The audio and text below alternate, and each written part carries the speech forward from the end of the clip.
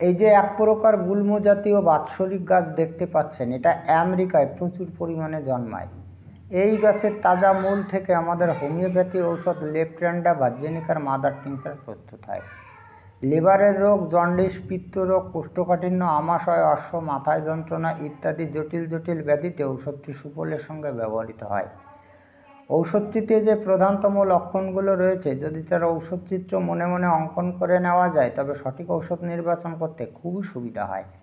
আজকের ভিডিওতে ঔষধটির একটি সিদ্ধিপ্রদ লক্ষণ এবং কয়েকটি প্রধানতম লক্ষণ সম্পর্কে এমন কিছু গুরুত্বপূর্ণ তথ্য আপনাদের সামনে তুলে ধরব, যাতে সঠিক ঔষধ নির্বাচনের মাধ্যমে রোগীকে আরোগ্য করা যায়।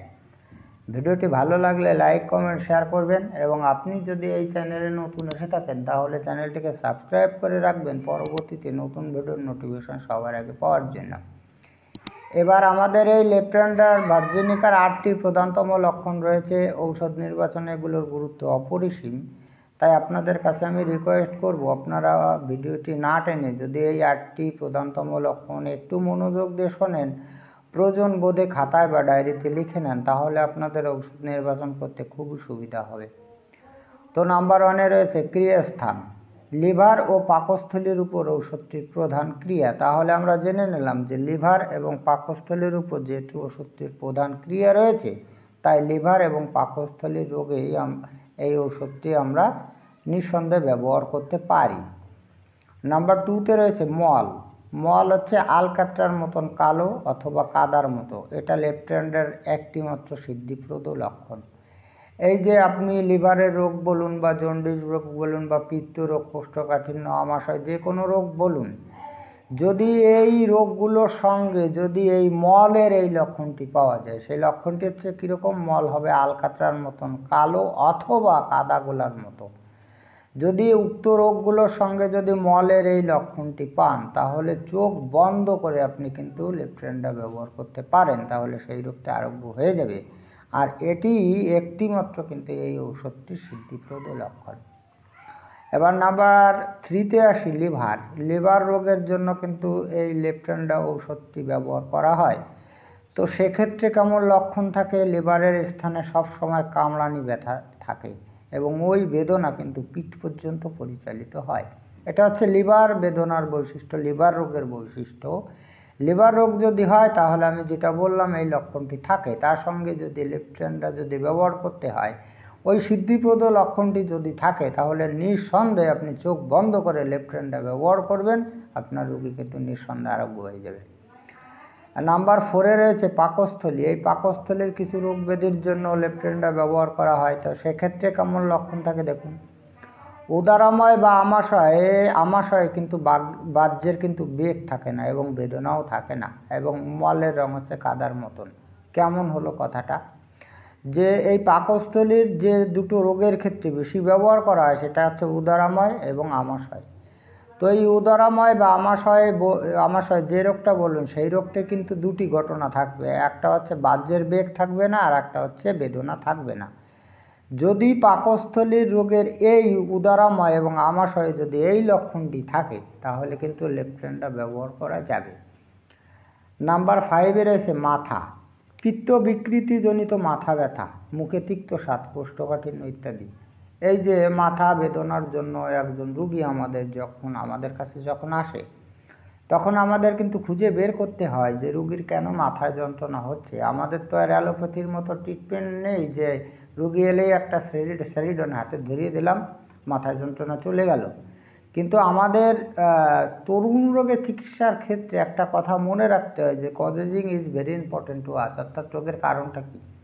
যদি এটা বোঝা যায় যে রুগীর পিত্ত বিকৃতি অর্থাৎ পিত্ত রোগের জন্য রুগীর মাথায় যন্ত্রণা হচ্ছে, তাহলে কিন্তু লেপ্ট্যান্ডা ব্যবহার করতে হবে।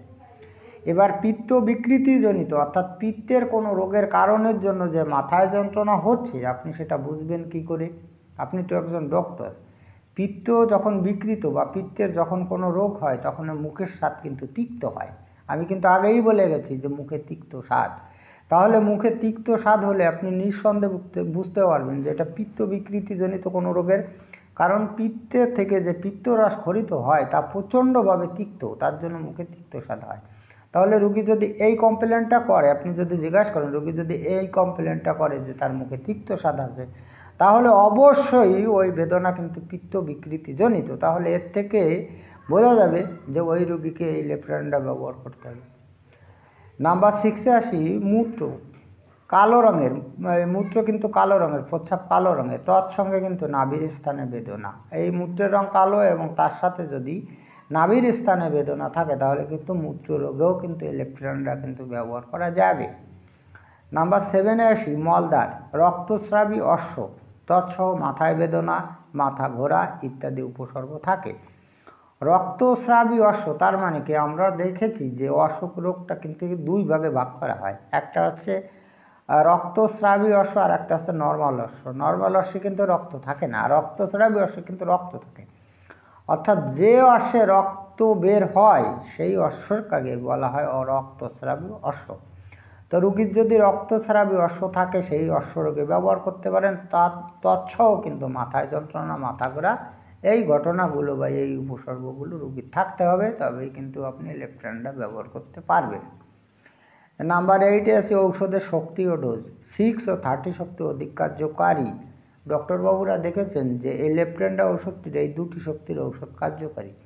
ডোজ হবে সূক্ষ্ম মাত্রায় 1-2 ফোঁটা, কিন্তু সূক্ষ্ম মাত্রার ডোজ আদৌই নয়। এই যে ডোজটি, এই ডোজ সম্পর্কে আগে সচেতন হন। আমাদের তো অ্যালোপ্যাথির মতো কোনো ট্যাবলেট নেই যে এই ট্যাবলেট খেতে হবে, আমাদের ডোজ থাকে। সেই ডোজ সম্পর্কে স্যার হানিম্যান বলেছেন অর্গানন অফ মেডিসিনে যে এই যে ঔষধগুলো, এটা হচ্ছে সেন্টিসিমেল ঔষধ বা শততমিক ঔষধ। এই সেন্টিসিমেল ঔষধগুলো সূক্ষ্ম মাত্রায় ব্যবহার করতে হয়। এবার সূক্ষ্ম মাত্রায় বলতে স্যার হানিম্যান কয় ফোঁটা বুঝিয়েছেন সেটাকে আপনাকে বুঝতে হবে। তো 10 ফোঁটা না 12 ফোঁটা না 15 ফোঁটা, এই সম্পর্কে আপনার স্পষ্ট ধারণা থাকার দরকার এই হোমিওপ্যাথি ঔষধ ব্যবহার করতে হলে। এই যে ডোজ, এই সম্পর্কে 99% ডক্টরের সঠিক কিন্তু ধারণা নেই। ফটাম করে বলে দিচ্ছে লেফ্রেন্ডা 10 ml 30 পাওয়ারের 5 ফোঁটা করে দিনে রাত্রে খান গা। এইগুলো কোথা থেকে শিখে আসে? এইগুলো একজন ডক্টরের বক্তব্য, ডক্টর জানে না, না জানাটা অপরাধ নয়, কিন্তু যদি জেনে অপরাধ করে তাহলে তো ভুল হয়। এরকম ডোজের কথা স্যার হানিম্যান কোথাও বলেনি। স্যার হানিম্যান সূক্ষ্ম মাত্রায় ঔষধ ব্যবহার করতে বলেছেন এই সেন্টিসিমেল পোটেন্সি। এবার সূক্ষ্ম মাত্রায় ঔষধ বলতে স্যার হানিম্যান কতটা পরিমাণ ঔষধ বুঝিয়েছেন এবং সেটাকে কিভাবে ব্যবহার করতে হয় এই সম্পর্কে যদি আপনি আরও বিস্তারিত তথ্য জানতে চান তাহলে এই চ্যানেলের 18 নং ভিডিওটি দেখতে পারেন। যাই হোক, আজকে এই পর্যন্তই। খুব তাড়াতাড়ি ফিরে আসবো নতুন গুরুত্বপূর্ণ বিষয়বস্তুর ভিডিও নিয়ে। দেখা হচ্ছে নেক্সট ভিডিওতে। ততক্ষণ আপনারা ভালো ও সুস্থ থাকুন। জয় হানিম্যান, জয় হোমিওপ্যাথ।